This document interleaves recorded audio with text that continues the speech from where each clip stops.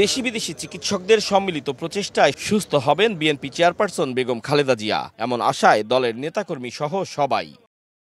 বুধবার সকালে ঢাকায় আসেন ব্রিটিশ চিকিৎসক ডক্টর রিচার্ড বিলি। হযরত শাহজালাল আন্তর্জাতিক বিমানবন্দরে তাকে নিয়ে 10:30টার দিকে সরাসরি হাসপাতালে যান বিএনপি নেতারা।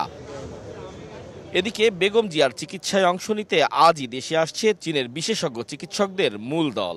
সম্মিলিত মেডিকেল বোর্ডের সিদ্ধান্তে বেগম জিয়ার পরবর্তী চিকিৎসার ধরন ঠিক করা হবে। বেগম জিয়াকে উন্নত চিকিৎসার জন্য বিদেশে নেওয়া সম্ভব হবে কিনা তাও ঠিক করবে মেডিকেল বোর্ড।